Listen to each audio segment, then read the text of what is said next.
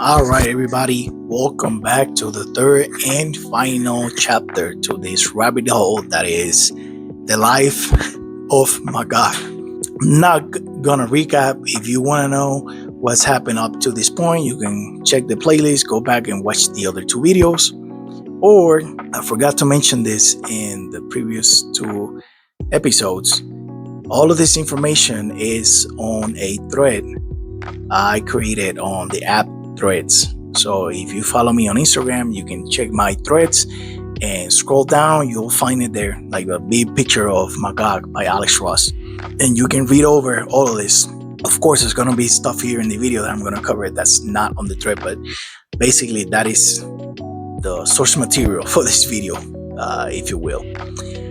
So we cover Kingdom Come Magog. We cover David Reed, aka the second Magog from the mainline universe. Now, I forgot to mention this in the previous episode because it was kind of long. But there's two more versions of Magog that have limited appearances and are basically one-offs. Let's take a look. We have the Arrowverse version of Magog. Basically, the Arrowverse had their own tie-in comics, and they're called Earth Prime Heroes Twilight. It's a mini 6-issue series. And in this series, basically they use all of those little chess pieces that have been introduced in the Arrowverse from, shows like Green Arrow, Batwoman, Superman and Lois, Stargirls, Legends of Tomorrow, The Flash. They use all of those characters specifically from that universe for this comic, right? So in the story, Magog comes from the future to assemble a group of villains from across space and time to fight the heroes from the Arrowverse. This version of Magog is also called David Reed and has only appeared in Earth Prime Heroes Twilight series, like I said before. The other one-off version of Magog appeared in Future State, and it's just a cameo, and you can find him in Superman Worlds of War series, and I think he appears maybe in one cameo there. This now is where things get interesting again. Thanks to Mark Waid and Dan Mora and Alejandro Sanchez, Bun Villain. He's the colorist for this run. The current World's Finest run, which I believe started in 2022, is still ongoing, by the way. I highly recommend you check it out. But what was once old became new once again. On issue number 7 of World's Finest, Waid introduced this character called David Sikela, aka Boy Thunder. David is the last survivor from his entire universe. Basically, his universe was collapsing. His parents put him on a ship that could travel across universes, and they sent him off so he could live. That's David right there on the spaceship when he lands on main Earth, or Earth 1, and he's found by World's Finest, Batman and Superman. Naturally, by having such a similar backstory to the Man of Steel, Superman ends up taking a liking to the child, and they decide to take him under their wing. Of course, David turned out to have powers of his own, and he eventually dons the mantle of Boy Thunder. On issue 11, they had to say goodbye to David Sikela, aka Boy Thunder. He started to vibrate at a different frequency from this universe. So if you understand how the multiverse works in DC, basically all of these universes are they take up the same space, but they vibrate at different frequencies. So once David starts to vibrate at this other frequency, that means that he's gonna disappear from this universe and nobody knows where he's gonna end up. So he gets back on his spaceship. They say their goodbyes. Superman says, "Hey, I will look for you, don't worry."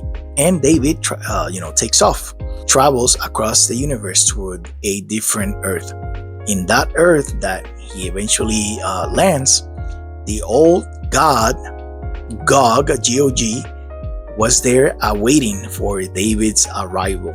So For the first time since, I don't know, Kid Giffen wrote those Magog comics, we have the return of Gog, G-O-G. Up to this point, this is all we know, right? Up to issue 11, we don't know where exactly David is, but we know that Gog is there with him.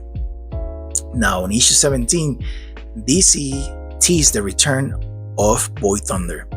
And not just the return of Boy Thunder, but the return of possibly Kingdom Come characters, which I don't know about you, but I actually picked this up when it came out, and I was very excited because Waid is, the co-creator of Kingdom Come, so he's getting a chance to write these characters again. It's pretty cool. And then you see him, the very last page on the bottom panel, you see Batman and Superman from Earth 22 plus a little bit aged up Boy Thunder, aka David Sikela. We didn't know it at the time, but this was actually hinting a new retcon. So when the story actually picks up, it's on issue number 20. Waid returns to Kingdom Come, literally and metaphorically, and you'll see why I say that. And then you have it here on the cover, then Moore's depiction of the Kingdom Come character, which, it looks great. It's just modernized. Basically, the story is that Superman had asked the Flash to search through the multiverse for David. And the Flash eventually comes back to Superman with the news that he found him. So, of course, Batman and Superman travel to this alternate Earth looking for David. And yes, they use the cosmic thread. And yes, that's Batman being carried away like a baby. They didn't do him like on Flashpoint, where he was like holding on by the back grappler. No, he got carried because he is a man-child. Anyway, once Batman and Superman arrive to this Earth, the first thing they see, they are now in this cemetery, and there's a lot of people being put down in the ground, and they see older versions of themselves, an old Batman and an old Superman. But they couldn't do anything because their temporal energies was making them phase in and out of this Earth. So they arrive at this specific time. We're gonna call it the future. They see visions of this Earth, and based on the characters and the character designs, right? Specifically like that older Joker, that Red Robin, that Lex Luthor, you can infer that this is Kingdom Come universe, aka Earth 22. Once their molecules stabilize, they are basically set in the timeline in the past, we're gonna call it. When they finally are tangible again, they set out to go explore this world, incognito. They don, their little CVs from where, I don't know, but they go and check things out. They end up visiting the restaurant Planet Krypton. This is a big landmark from Earth 22. If you read Kingdom Come, Planet Krypton is a themed restaurant owned by a retired Booster Gold. Eventually, they run into David Sikela, who's now a grown man and goes by Thunder Man. And basically, he's doing what you expect him to do. He's fighting villains. However, Superman and Batman witness that there was something different about David. Batman and Superman arrive just in time to witness firsthand how David had become more violent and fought with zero regard for the other person's lives, right? As you know, the heroes are not supposed to torture, intentionally cause harm or kill, or things of this nature. So it was kind of like a shock to find David doing this sort of thing. But also, David was not happy with Superman. He felt they abandoned him through the multiverse after he got lost. But David didn't know, of course, that Superman never stopped looking for him. So he had some words for the Man of Steel. And as you can see here, David is leaning into this tendency to be vicious and somewhat lethal. So for what we see up to this point. Finally, Gog introduced himself to Batman and Superman. And there's a new development. The heroes of this world serve Gog, including David, aka Thunderman, who is basically Gog's right-hand man. And you have there God sitting in what looks to be Metron's chair, Metron, from the New Gods. And you can see the Batman and Superman from this world, they actually bow their heads down to Gog, which is crazy, right? Like, why would they venerate or respect this godlike character this much? But later we see that Gog rewarded David's loyalty and bestowed him with powers of his own. David was Thunderman no more. He was now Magog. Turned out the reason the heroes from this Earth 22 served Gog like they did was because Gog, G-O-G, inside him the anti-life equation. He was able to manipulate everyone to serve his will. And you can see there they're called the Justice Brigade. They are younger versions of the Kingdom Come characters that we know. And they're coming after, main Earth, Batman and Superman. Eventually, everyone united and together they defeated Gog, G-O-G. But there was a problem. A big one, if you will. Darkseid arrived looking for Gog, G-O-G, to extract the anti-life equation from Gog. Of course, the heroes get together. I'm guessing this is not their first encounter with Darkseid, so they all come after him, including David, aka Magog. Unfortunately, all of these heroes together, after fighting Gog, were no match for Darkseid, because Darkseid is. And he basically ran through all of these heroes, like Wonder Woman, both Superman, both Batman, the Green Lantern from this Earth. If you know anything from Kingdom Come, you know that this Hal Jordan is crazy powerful. But anyway, eventually he gets to Gog and he starts to extract the life equation from him. David, recognizing that Darkseid was going to achieve his goal, he killed Gog to stop Darkseid. When Gog died, so did the anti-life equation with him. And with no reason to continue, Darkseid left Earth 22. Literally, like they were garbage. But in the fallout of all this craziness, there was a confrontation between David and Superman and the Batman from the main universe. Because this was not the way. Actually both Superman voiced their disappointment for David, but Magog stood on his decision to kill God. He didn't see other way.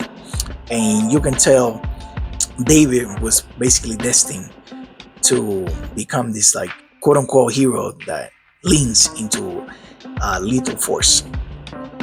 This world ultimately went through the events of Kingdom Come, right? This didn't stop that from happening all the same.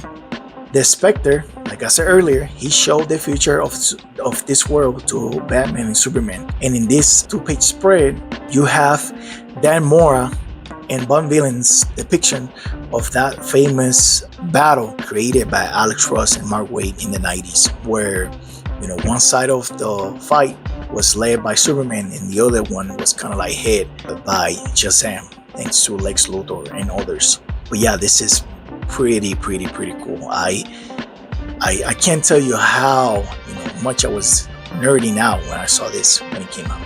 Eventually, the Spectre takes Superman and Batman back to the future of this world after Kingdom Come happened. And Superman meets an older David, an older Magog, post Kingdom Come. Clark made David promise that he will do his best to renounce his violent ways and go back to the Boy Thunder he once knew. Because I didn't go over that, but basically when David was young and he was Boy Thunder, he had a lot of run-ins with the Titans and Batman and Superman. Basically, he was learning how to be a hero from them. So this version of David, this Magog now that kills people, is far distant from who he was when he was a kid. Whittemore left us this splash page at the end, alluding to David getting his act together and joining the heroes of the world in their ranks. So the Kingdom Come universe ended up having a happy ending, if you will, of some sorts. After Kingdom Come happens, the heroes eventually come together and unite under the leadership of Superman, and Batman is there, and that has to count for something because they almost destroyed that world because of their different ideologies and approach to vigilantism. So let's recap on all of this, right? What it means to the character of Magog. Well, David Sikela left his dying universe, landed in main Earth, and was mentored by Superman. He ended up becoming Boy Thunder.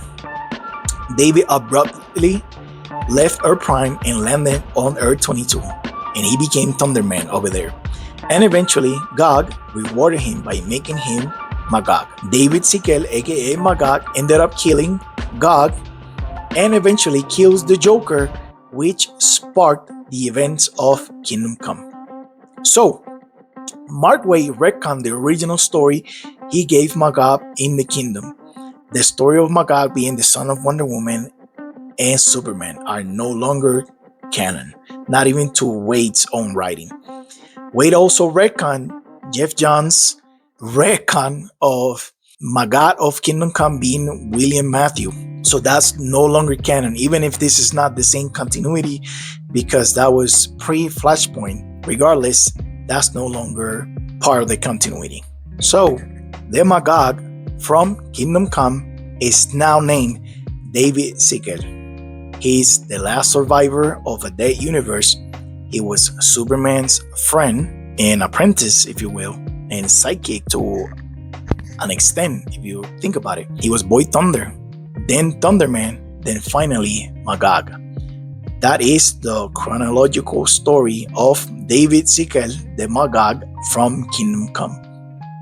That is where things stand as it is today, November 21st of 2024. I think it's really, really cool that Mark Waid is the one to go back to all of that and give a more sensible, if you will, and more grounded and more flushed out origin story to Magog, right? And now if you read the story of David Sikela in World's Finest and then you go to and read Kingdom Come, it kind of like paints the character in another light, because during Kingdom Come you read into the character what you thought he stood for, or why he was doing the thing he was doing, or you just knew that he was a new age type of hero that was just tired of the old ways. But now you have all of this to kind of like color the character's motivations, the character's quirks, and all of that. So thank you for sticking through almost over an hour of content about a super obscure and relatively unknown character. This was a lot of fun for me. It took me a while to get here, but we got through it. With that being said, I want to thank you for watching. You have a blessed day, and remember to read more comics.